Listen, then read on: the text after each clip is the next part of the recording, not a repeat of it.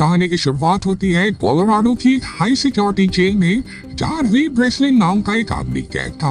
एक दिन एक कैदी ने उसे जैक्स नाम के दूसरे कैदी से बचकर रहने को कहा, क्योंकि जैक्स रे पर हमला करने का प्लान बना रहा था। अगले दिन अपने प्लान के हिसाब से जैक्स ने रे पर हमला कर दिया, लेकिन वो रे के सामने टिक नहीं पाया और आखिरकार रे जीत गया। लेकिन इसी लड़ाई के चक्कर में गार्ड्स ने सजा के तौर पर रे को अलग चेंबर में बंद कर दिया। ये जेल का वो हिस्सा था जहाँ सबसे खूंखार कैदियों को 24 घंटे कैद में रखा जाता था। रे के इस नए कमरे में कोई खिड़की तक नहीं थी, सिर्फ एक टॉयलेट था।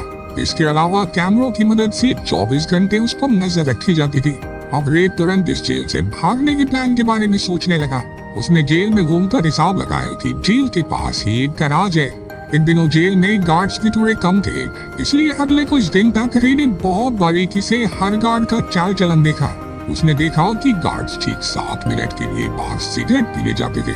अब उसे सिर्फ अपने कमरे के दरवाजे का पासकोड पता लगाना था। इसके लिए उसने खाने के साथ आने वाला दूध का प्लास्टिक उतारा और चुपके से पासकोड की स्क्रीन पर लगा दिया। जल्द ही उसे पासकोड के नंबर मिल गए और फिर उन्हें सही तरीके से अरेंज करना कोई बड़ी बात नहीं थी। इसके अलावा उसने बाहर मौजूद अपनी टीम तक भी खबर पहुंचा दी कि जिस दिन वो भागेगा उस दिन ठीक 4 बजे अपने साथ की गैराज में आग लगानी होगी। आखिरकार वो दिन आ ही गया और वे पासकोड लगाकर कमरे से बाहर निकला। फिर वो पाइप्स वाले रास्ते से होता हुआ गैराज तक आ पहुंचा और उसी समय उसकी टीम ने बाहर विस्फोट करके सबका ध्यान भटका दिया। जब ही फायर ब्रिगेड वहां आई और वे चुपके से उनकी गाड़ी के नीचे लटक कर भाग निकला। आखिरकार उसके साथ ही एबिगेल और हर्ष उसे लेने आए, लेकिन फिर उन्होंने रे को एक खाली सड़क पर छोड़ दिया। जल्द ही पुलिस ने उसे पकड़ लिया, पर तभी लेस्टर नाम का एक आदमी वहां आया और उसने पुलिस से रे को छोड़ने को कहा। इसके बाद लेस्टर और रे उसी जेल के हेड से बात करने पहुंचे और तब ये खुलासा होता है कि रे खुद एक सिक्योरिटी कंपनी का मालिक था। ये कंपनी दुनिया भर की जेलों की सिक्योरिटी की जाँच करती थी। रे कोई अपराधी नहीं था, बल्कि वो तो खुद एक कैदी बनकर सिक्योरिटी की जाँच करने जाता था, ताकि जेल के हेड उसमें और सुधार कर सके। वो इतनी जेलों से भाग चुका था कि अब लोग कहने लगे थे कि भाई ये बंदा तो किसी भी जेल से भाग सकता है। आखिरकार पूरे 5 महीने बाद वो अपने ऑफिस गया, जहाँ उसने दुनिया की सबसे आसान गेम खेलकर अपने दोस्तों को खुश किया। इसके बाद उसके पार्टनर लेस्टर ने उसे जेसिका नाम की एक लड़की से मिलवाया। वो चाहती थी कि रे दुनिया की सबसे खुफिया और कड़ी सिक्योरिटी वाली जेल की जाँच करे, लेकिन उसकी ये शर्त थी कि रे और उसकी टीम को ये जेल कहाँ मौजूद है इस बारे में कोई जानकारी नहीं होगी। इस काम के लिए वो लाखों डॉलर्स देने को तैयार थी, लेकिन रे को ये सब कुछ ठीक सा नहीं लगा। पर लेस्टर के थोड़ा मनाने पर वो राजी हो गया।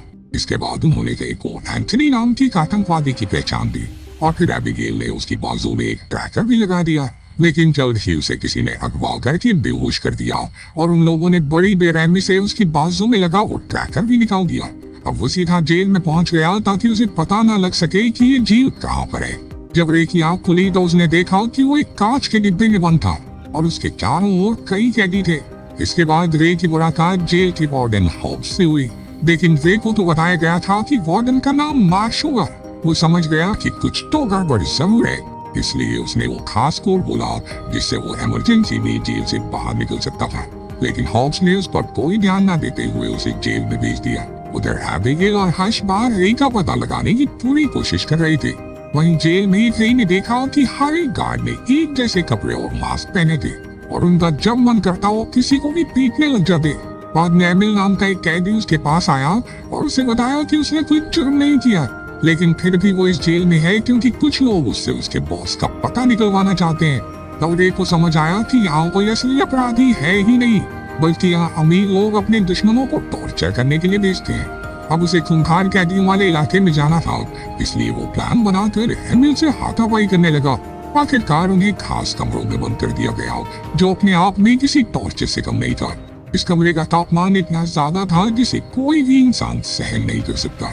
आग की तेज रोशनी से जल्द ही उन्हें चक्कर आने लगे और वार्डन कैमरे से सब देखकर मजे लेता रहा। फिर अगले दिन डॉक्टर कायरी रे को देखने आया।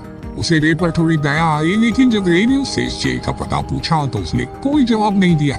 आखिरकार एमिल और रे को छोड़ दिया गया और रे ने बताया कि कमरे का फर्श एल्यूमिनियम की जगह स्टील से बना था और उसने एमिल से कोई मेटल की पट्टी लाने को कहा जिससे वो फर्श के नट बोल्ट खोल सके।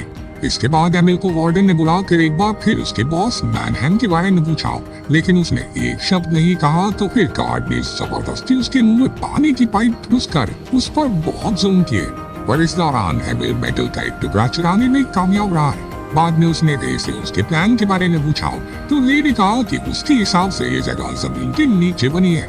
अगर वो बोर्ड खोलकर यहाँ से बाहर निकल भी गए तो उन्हें ऊपर की ओर रास्ता बनाकर जमीन तक पहुँचना होगा। ये सब सुनकर एमिल को विश्वास हो गया कि कुछ तो पता है इस आदमी को, यही निकालेगा मुझे बाहर। अब वो प्लान के मुताबिक फिर से लड़ाई करके उन कमरों तक पहुंच गए और रे ने कैमरा से चिपकर नट खोलने शुरू किए और काम होते ही एमिल को इशारा कर दिया ताकि वो गार्ड्स का ध्यान भटकाए। तभी एमिल चिल्लाने लगा और सब उसकी ओर देखने लगे। इतने में रे ने कागज से अपना कैमरा ढक दिया। इसके बाद वो फ्लोर से नीचे उतर गया, लेकिन तभी उससे गलती से एक पाइप टूट गई जिससे हर जगह पानी भर गया। आखिरकार जब वो ऊपर पहुंचा तो उसने देखा कि ये झील जमीन पर नहीं बल्कि समुद्र के बीचों बीच पानी के एक विशालकाय जहाज में थी। इधर अंदर का पानी चारों ओर फैलने लगा था और तब रे तुरंत अपने कमरे में वापस लौट आया। उधर एबिगेल और हर्ष ने लेस्टर से रे के बारे में बात की। असल में इस काम के लिए रे को जो चेक मिला था वो बाउंस हो गया और तो और जेसिका का भी कोई अता पता नहीं था। इसीलिए उन्होंने लेस्टर को रे को ढूंढने को कहा, लेकिन लेस्टर तो कहने लगा कि रे को अपना काम करने दो। उनके जाने के बाद लेस्टर ने जेल के वार्डन को फोन किया और रे को पूरी उम्र वही रखने को कहा।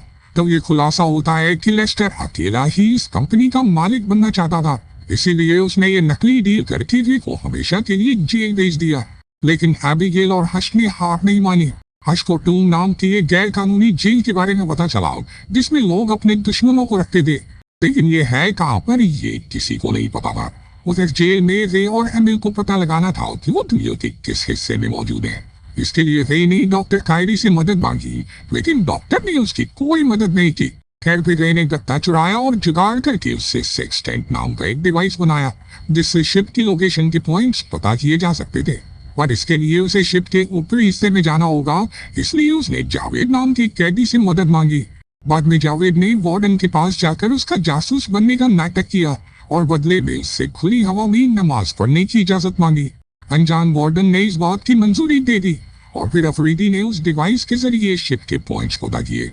आखिरकार रे ने हिसाब लगाया कि वो मोरक्को के पास अटलांटिक ओशियन में थे। तब एमिल ने उसे बताया कि उसका एक दोस्त मोरक्को में ही रहता है, अगर वो किसी तरह उस तक खबर पहुंचा दें तो वो अपनी टीम के साथ उन्हें बचाने जरूर आएगा। अब रे फिर से डॉक्टर कायरी से मिला और उसे मदद करने के लिए मना ही लिया। फिर रात को डॉक्टर ने एमिल के दोस्त को ईमेल लिखकर उनकी जेल का पता दिया। आखिरकार भागने का दिन आ गया और जावेद ने वार्डन को झूठी खबर देकर कहा कि ब्लॉक ए में लड़ाई होने वाली है। ये सुनकर वार्डन ने तुरंत सारे गार्ड्स को ब्लॉक ए में भेज दिया और खास कमरों पर सिर्फ 2 गार्ड्स रह गए। रे ने मौका देखकर वहां लड़ाई शुरू कर दी और जल्द ही सब एक दूसरे को पीटने लगे। तभी रे, एमिल और जावेद शिप के ऊपरी हिस्से की ओर भागे, पर वार्डन ने तुरंत पूरी शिप में लॉकडाउन लगा दिया। हुआ ये कि उन तीनों के ऊपर पहुंचने से पहले ही सभी दरवाजे लॉक हो गए और मजबूरन उन्हें वापस लौटना पड़ा। उसी वक्त एमिल का दोस्त अपने आदमियों के साथ हेलीकॉप्टर में वहां तक पहुंचा, लेकिन शिप में गार्ड्स और कैदियों के बीच धुआंधार गोलीबारी चल रही थी। इसी दौरान जावेद के पेट में गोली लग गई। अब रे ने अपना दिमाग लगाया और कंट्रोल रूम में जाकर बिजली काटने का फैसला किया। इस तरह वो ऊपर का दरवाजा फिर से खोल सकते थे। उसने एमिल को जावेद का ध्यान रखने को कहा और खुद आगे चला गया। तभी जावेद ने एमिल को भी आगे जाने को कहा, क्योंकि वो जानता था कि वो ज्यादा देर तक जिंदा नहीं रह पाएगा। मजबूरन एमिल को उसे छोड़कर भागना पड़ा और बाद में गार्ड्स ने जावेद को मार डाला। उसी वक्त रे शिप की बिजली काटने में कामयाब रहा और उधर एमिल भी भागकर छत तक आ गया।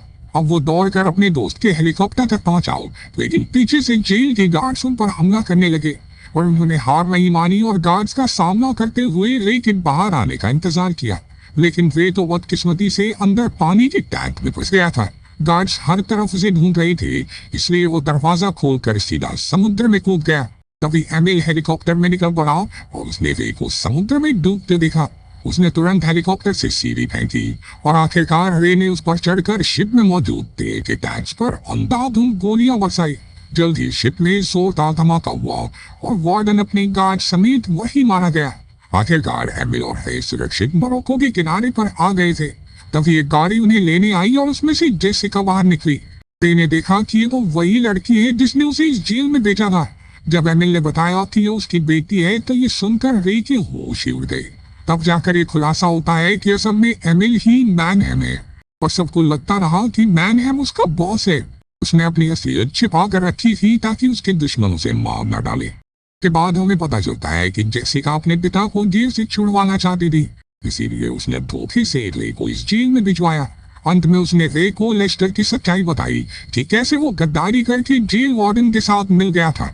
आखिरकार रे एबिगेल और हश से मिला और उसे पता चला कि लेस्टर को एक ऑफर मिला था जिसके मुताबिक अगर रे इस जेल से भागने में नाकामयाब होता तो लेस्टर इस जेल का सीईओ बन जाता। उधर जब लेस्टर को पता चला कि रे बाहर आ गया है तो वो भी अपना बोरिया बिस्तर बांध कर भागने लगा। इसके बाद हश ने गाड़ी में उस पर हमला कर दिया और बाद में जब लेस्टर की आंख खुली तो वो अब भी गाड़ी में ही था, लेकिन वो इस बात से अनजान था कि ये गाड़ी हजारों डिब्बों से भरे जहाज में थी और अब ये जहाज जा रहा है ये कोई नहीं जानता। अगर वीडियो पसंद आई तो लाइक कर देना, चैनल को सब्सक्राइब कर देना। मिलते हैं अगली वीडियो में।